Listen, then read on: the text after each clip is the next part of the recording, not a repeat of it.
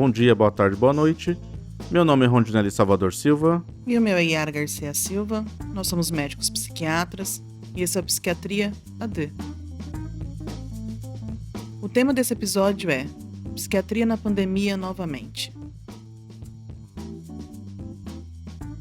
O Psiquiatria AD é um podcast sobre saúde mental, a partir da perspectiva da psiquiatria e do diálogo com diversas áreas do conhecimento. Podcast é uma forma de comunicação similar ao programa de rádio, em que você pode ouvir o conteúdo enquanto trabalha, estuda ou se diverte fazendo outras coisas. Psiquiatria AD é um podcast independente, sem patrocínios ou conflitos de interesse, com lançamento semanal aos domingos. Pedimos então para que nos ajude divulgando os episódios e compartilhando nossos perfis do Facebook, Instagram, Twitter e também no YouTube. Eles podem ajudar alguém. Você que já acompanha o podcast Psiquiatria AD desde o começo, deve se lembrar que esse foi o tema do nosso primeiro episódio. O podcast surgiu fruto de diversas razões na minha vida e na vida do Rondinelli. Mas como a gente sempre diz, o ponto de partida foi a pandemia. E por quê?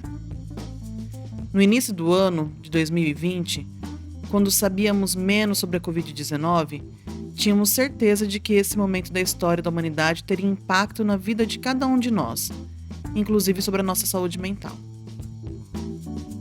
Fizemos esse episódio inicialmente para ofertar nossa contribuição como psiquiatras e também como forma de reforçar o diálogo por meio virtual.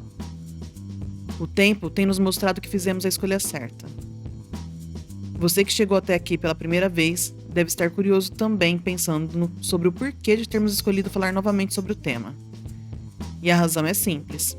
No mês de dezembro de 2020, se iniciou a vacinação contra a Covid-19 em diversos lugares do mundo. No Brasil, mesmo com suas tensões políticas internas e divergências que pouco levam em consideração a vida humana, começamos a esboçar um projeto de vacinação para 2021. A ideia aqui é, portanto, trazer novamente o tema do primeiro episódio em melhor acabamento, novos dados em meio à crise. Sim, vocês vão ver como nós já avançamos em termos de conhecimento num período de meses. Mas também lembrar a importância do encontro entre nós, eu e Yara, e o Rondinelli aqui do lado, e você que está com a gente. A pandemia que estamos vivendo de Covid-19, doença causada pelo vírus SARS-CoV-2, completou um ano no mês de dezembro de 2020. A doença foi identificada em 1º de dezembro de 2019, mas teve seu primeiro caso reportado apenas em 31 de dezembro de 2019. Neste período, muita coisa aconteceu. Cuidados básicos como lavar as mãos com maior frequência e usar a máscara foram acrescentados no nosso dia a dia. Os cuidados com os doentes foram melhorando ao longo desse tempo. Foram construídos e já desmontados inúmeros hospitais de campanha para atender os acometidos. No entanto, agora nos vemos em uma nova agudização da pandemia do Brasil, que tem sido tratada como uma segunda onda já no final do ano de 2020. O ano de 2021 nos trouxe a marca de mais de 200 mil mortos no Brasil, desde o início da pandemia, além da crise sanitária na cidade de Manaus. As imagens da exaustão dos recursos de saúde, além da morte de pessoas devido à falta de oxigênio, é uma das expressões mais tristes desse capítulo da saúde pública brasileira até o momento. Bom, e por que a gente escolheu falar sobre psiquiatria e pandemia nesse contexto? Porque com o isolamento social, o que a gente tem percebido é que o sofrimento psíquico das pessoas tem crescido. Para a gente pensar um pouco sobre isso, vamos entender como é que a psiquiatria, nesse momento tem se colocado e que tipo de ferramentas que a gente pode utilizar para ajudar as pessoas que já vinham se sentindo mal, já tinham condições pré-existentes, mas que nesse momento possa ser desenvolvido também condições que sejam de agravo para a sua saúde mental. A psiquiatria é uma área médica, ela tem um pouco mais de 200 anos, algumas pessoas defendem que ela teria surgido no final do século XVIII, outras pessoas do século XIX, mas o que a gente entende é que a psiquiatria é uma área médica. Então, para que eu possa ser psiquiatra, eu devo ser médico primeiro, depois que eu termino o curso de medicina, eu opto por fazer um processo de especialização, como a gente fala, e aí você tem um caminho que você segue pela residência médica. A psiquiatria, portanto, ela pressupõe que existam fenômenos que a gente vai chamar aqui de sofrimento psíquico e que existe uma abordagem através do corpo também, através do biológico também, que possa ser útil no cuidado dessas pessoas. E daí aparecem orientações como o uso de medicação, atividade física, rotina, psicoterapia, por aí vai. Então, é do âmbito do médico psiquiatra hoje em dia fazer o diagnóstico, né, médico psiquiátrico dos transtornos psiquiátricos e daí recomendações também quanto ao cuidado da pessoa. A gente observou um aumento global dos transtornos psiquiátricos, principalmente aí na segunda metade do século XX. A gente ainda hoje se debate bastante, né, no meio acadêmico, e a gente já começa a ver debates também na mídia de forma geral, para encontrar a explicação do porquê que isso vem acontecendo. Então a gente vê principalmente os transtornos do humor, né, mais especificamente o transtorno depressivo maior, conhecido popularmente como depressão, os transtornos ansiosos também. Na infância a gente vê um aumento também da prevalência dos transtornos de déficit de atenção e hiperatividade. A gente começa a ver entre os idosos também surgimento aí de transtornos de maior prevalência. Algumas pessoas pensam que isso tem relação com um refino da ferramenta psiquiátrica, que permite hoje em dia que a gente faça essas identificações, mas outras pessoas defendem que o nosso estilo de vida seja determinante para isso, ou seja, a maneira como a gente vive, como a gente come, como a gente dorme, como a gente circula pelos ambientes, os nossos locais de origem são determinantes para a nossa qualidade de saúde mental, né? Quanto à pandemia especificamente, por ser uma área relativamente recente na psiquiatria, né? A gente está falando aí de um pouco mais de 200 anos de existência. Se a gente comparar isso com a clínica médica, por exemplo, a gente está falando de mais de 2.000 anos, né? Se a gente pensar na medicina hipocrática, 2.000 anos de tradição.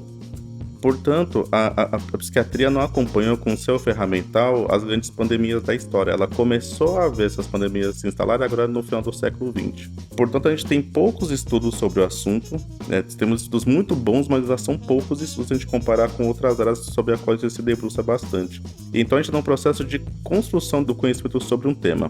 Surge aí, portanto, os desafios na orientação precoce de quais medidas tomar para a proteção da pessoa, né, para que se evite aí situações de agravo na sua saúde mental e também na identificação da demanda individual de cada um, para que se possa pensar também como é que você pode cuidar da pessoa numa situação como essa. O isolamento e a quarentena especificamente são situações dramáticas para a humanidade, né? Ficar separado, ficar longe das pessoas que a gente gosta, o momento de quebra de rotina que o isolamento impõe pra gente, ele causa reações dramáticas. Algumas pessoas vão se entediar, outras pessoas vão se irritar, mas algumas vão ter momento de agravo o suficiente para quem resolva o transtorno psiquiátrico. E as pessoas que estão em quarentena especificamente, então para quem pode ter essa possibilidade, né? A pessoa que, por exemplo, se infectou e está isolada dentro de casa, insisto, para quem tem a possibilidade de se isolar dentro de casa, porque a gente sabe que nossa conjuntura nacional não é tão simples assim. Essas pessoas têm um sofrimento específico, né? Ou o processo de passagem por um serviço de saúde pública, onde a pessoa vai ficar em situações de medo, de um lado sem saber se foi contaminado ou não em casa, do outro lado, a hora que tem a notícia da contaminação, medo da morte. Se você é contaminado também, situações difíceis, porque você fica num ambiente que não é seu, internado no hospital, em situações mais graves, até numa UTI também. O processo da UTI também, algumas pessoas vão ser entubadas. Não é um processo tranquilo, é um processo que causa sofrimento psíquico. Então, por essas razões que a gente entende aqui no Psiquiatria Deles a necessidade que a gente debata esse tema e possa conversar um pouco com você sobre o assunto. No contexto da pandemia, nós podemos pensar nos principais tipos de sofrimento dentro desse cenário, como, por exemplo, o transtorno de ajustamento, que se dá com um sofrimento a partir de uma readaptação ao que estamos vivendo agora. Então, nesse cenário, as pessoas têm que ficar mais isoladas e elas estão em casa e tiveram que se adequar a isso. Então, quem pode estar fazendo home office, as crianças têm feito atividades escolares dentro de casa, e essa nova adequação, que por si só é estressante, a gente pode separar o fator estressante por qual quase todas as pessoas passam em se readaptar a essa realidade, e é um sofrimento, né? Quem sofre com todas essas mudanças. Então, nos atentar ao sofrimento nessa mudança do dia a dia. Algumas pessoas também têm apresentado os transtornos de ansiedade. A gente tem convivido num mundo que não temos muita informação sobre o que está acontecendo.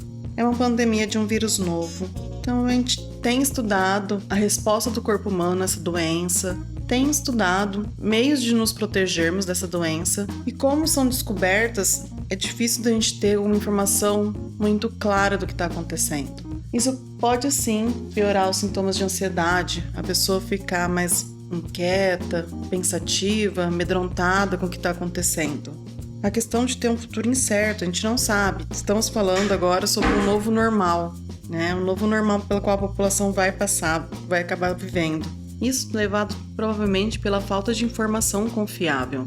Estamos num período de descobertas de como funciona o vírus, de como é a resposta do corpo humano à doença, ao Covid-19. E quando ficamos inquietos por causa da falta de informação ou de informações não suficientes para nos acalmar, a falta de qualidade de informação que nos cerca também pode causar um temor maior nesse período. A questão de ter um futuro incerto nesse momento pode causar um aumento do medo da pandemia, pode apresentar um aumento de pensamentos catastróficos, então você acaba pensando que tudo pode dar errado, um pessimismo importante, um medo também de ver as pessoas próximas doentes, e até mesmo quando a própria pessoa fica doente, tanto de incertezas que causa. Outras pessoas podem apresentar um processo de depressão, né? Como o Rondinelli falou anteriormente. A gente está isolado nesse momento, né? Então, quando alguma pessoa já é um pouco mais propenso a ficar um pouco mais triste, isolado, esse período só piora a situação. Esse período pode piorar muito a situação. Então, essas pessoas podem ter um prejuízo do autocuidado, dificuldade de realizar as atividades que já realizavam no dia a dia, inclusive as de casa mesmo. Quando essas pessoas ficam doentes, o fato delas ficarem em isolamento, um isolamento maior ainda do contato com as outras, e se forem hospitalizadas, também em isolamento dentro de um hospital, um lugar onde os profissionais de saúde entram menos do que circulam em outros ambientes hospitalares, podem piorar muito. Já outras pessoas que ficam em casa podem apresentar um uso muito abusivo de substâncias psicoativas. Então a gente está falando de quais tipos de substâncias? A gente tem notado um aumento da dependência química. Então as pessoas têm feito um uso abusivo de sedativos ou então de estimulantes. Então a gente entra cafeína e outros estimulantes também, né? Talvez até químicos. O uso do álcool e de outras drogas. E aí a gente pode falar das pessoas que têm um déficit cognitivo, e aqui entrando tanto as que têm um déficit intelectual, né, que antigamente nós chamávamos de retardo mental, quanto as que têm quadros demenciais, elas têm apresentado muito prejuízo também. Essas pessoas normalmente não conseguem fazer seu cuidado sozinho, ou têm alguma dificuldade de fazer todo o seu cuidado sozinho. Elas precisam ter mais algumas pessoas para cuidar dela, mais uma ou algumas pessoas para cuidarem delas. Essas pessoas também têm dificuldade de entender o que tem acontecido no mundo e no Brasil, e têm dificuldade também de entender quais cuidados elas devem manter para se proteger ou para proteger outras pessoas. Quando essas pessoas não estão em casa, provavelmente elas estão inseridas num contexto de cuidado, pode ter um número maior de pessoas. Então, elas podem estar dentro de uma casa de repouso ou então em centros de convivência. E esse fato deles estarem em convívio com mais pessoas também nos deixa mais sujeitos aos riscos de infecção. Algumas crianças e adolescentes com alguns transtornos específicos, como o autismo, como o transtorno de déficit de atenção e hiperatividade, elas também podem apresentar uma piora do quadro durante o período de isolamento. E assim como qualquer outra criança e adolescente, elas se beneficiam de uma rotina bem estabelecida. Então, todas as crianças e adolescentes se beneficiariam dessa rotina bem estabelecida.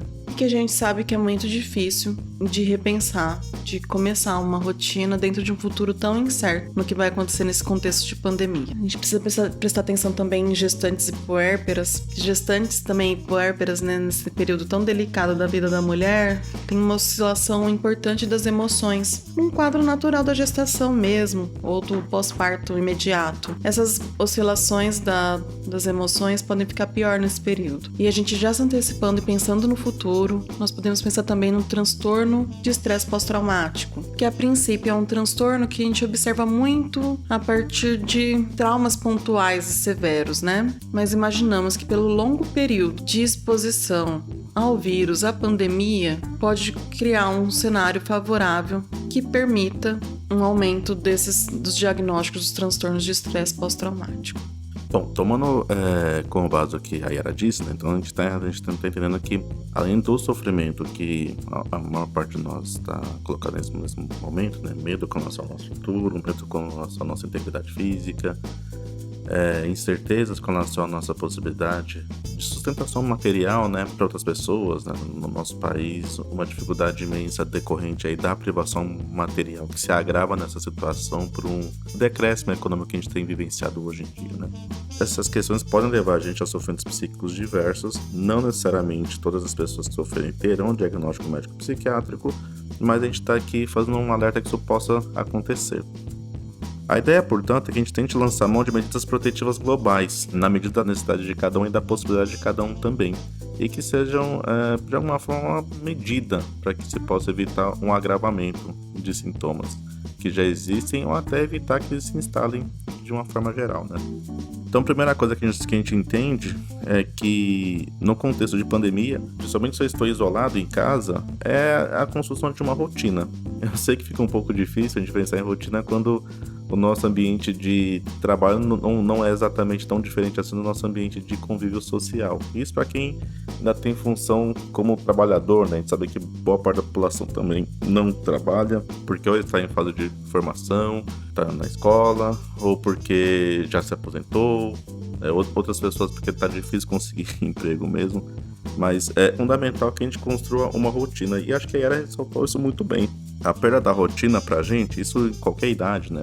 Criança, jovens, pessoas maduras, o resultado prático disso é que a gente perde a nossa relação com o meio. Então, a gente passa a não saber muito bem como é que se comporta com relação a questões do dia a dia. O que a rotina faz é ajudar a gente a se organizar para a vida. Não é simplesmente uma cobrança feita de forma dura, né, para que a gente tenha uma certa forma de ser no mundo, mas ela ajuda a gente, inclusive o nosso cérebro, né, a se acostumar com as novas funções que vêm se instalando aqui.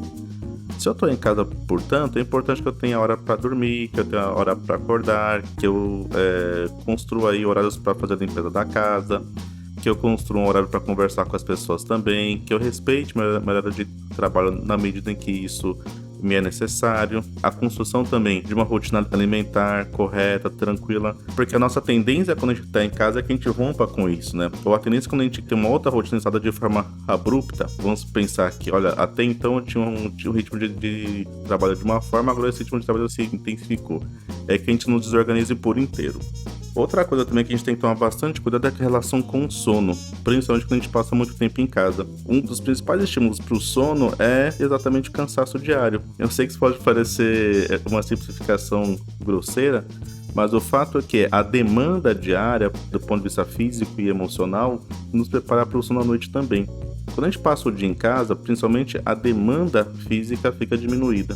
E aí, que tipo de atenção que a gente precisa ter? Primeira coisa é pensar que o sono, ele é reparador, ele é repousante e ele é resultado de uma preparação que a gente faz para ele. Portanto, tela de celular à noite, substâncias que tenham cafeína, então café, chá mate, chá preto, não é o momento para isso. Terceira coisa é entender que para que eu possa conseguir dormir bem, eu preciso ter horário de acordar também. Eu recebo muita gente que se queixa, doutor, não consigo dormir, né? Eu fico rolando na cama até às 5 da manhã. E o problema é você acordar que horas? Às 2 da tarde. Falei, pronto, então a gente já tem um problema instalado aqui, sabe? A pessoa precisa se preparar e entender que o horário de acordar vai ter que ser respeitado. Mas eu vou ficar com sono ao longo do dia. Na primeira fase de instalação vai mesmo, até que você possa se reabituar a um horário bacana também. Eu tenho falado muito sobre água. Eu sei que parece fora do contexto aqui, mas veja, as pessoas em casa, principalmente as crianças e idosos, têm a tendência a tomar menos água do que os adultos jovens. Em casa ainda, sem fazer atividade física, suando menos, a tendência da gente é tomar menos água ainda. Mas a água ela é fundamental para o nosso bem-estar físico e emocional. Então a água vai ajudar a gente na hidratação do corpo, porque tem repercussões no seu intestino, tem repercussões no seu humor, tem repercussões inclusive no tipo de sofrimento psíquico que essa pessoa vai ter. Uma pessoa que tenha dificuldade aí na ingestão de água, ela provavelmente vai ter outros comemorativos, vai ter repercussões negativas disso. Algumas muito simples, né? A pele pode ficar um pouco sem o vício, mas você tem situações dramáticas como um cálculo renal, uma pedra no rim também. Eu acho que no momento pra gente se expor a uma situação como essa. Tem outra coisa pra gente pensar também, que é a alimentação. É muito importante estando em casa. Eu sei que muita gente aí tem furado a dieta anual, mensal, semanal que a gente se propõe a fazer, principalmente com os amigos, as amigas. A gente tem se permitido comer mais, a gente tem usado inclusive por válvula de escape aí, por um monte de situações, o alimento.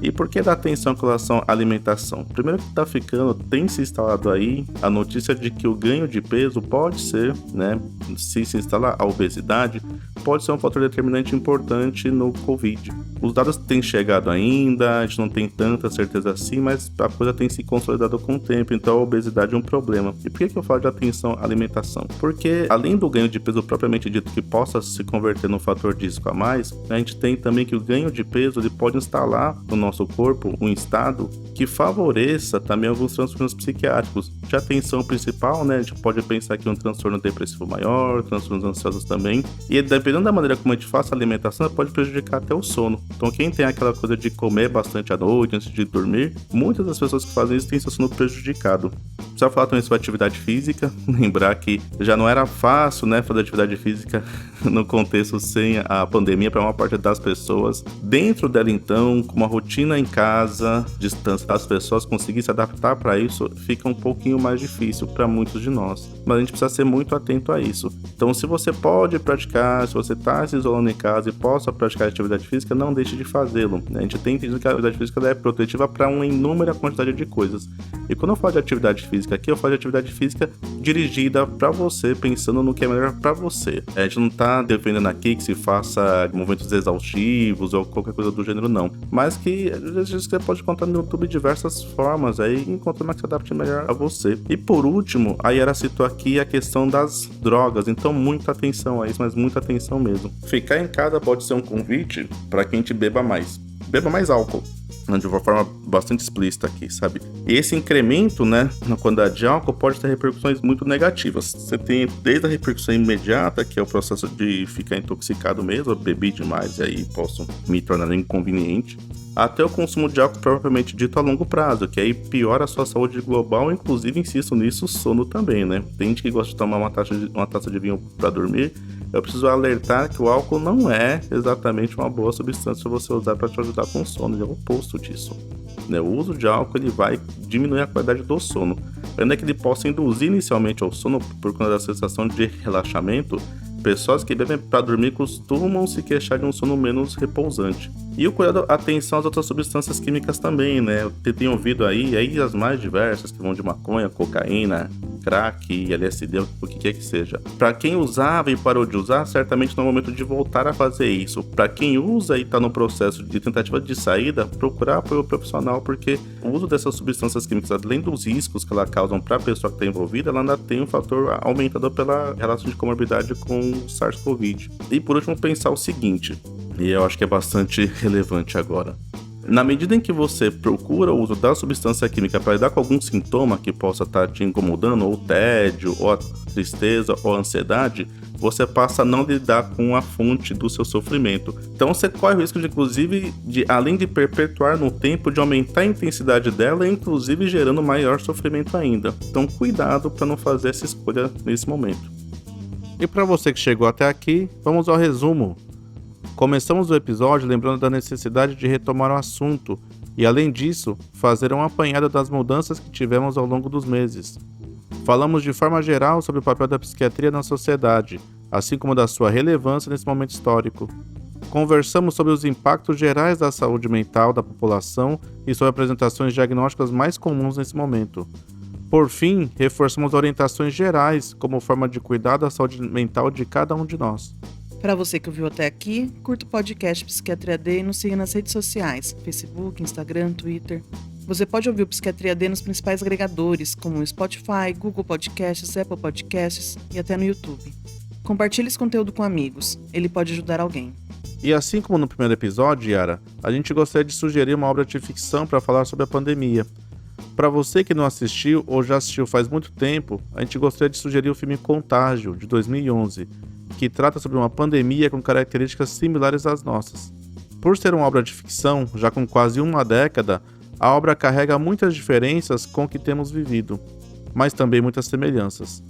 Vale a pena assistir para que possamos refletir sobre o tamanho do esforço que deve ser feito nos mais diversos campos, para além da saúde, tais como política, mídia, inclusive no combate às fake news, já presente à época do filme. Bom, Rondinelli, nesse segundo episódio de 2021, foi bom a gente fazer uma retomada do que aconteceu em 2020. Mas por hoje é só. Nos vemos no próximo final de semana. É isso aí, Yara. Por hoje é só. E se lembre, o isolamento social, lavar as mãos, usar a máscara e combater fake news e a imbecilidade de certos grupos políticos é a melhor solução para o cuidado e para o tratamento e para evitar que se expanda a pandemia da Covid-19. Até a próxima!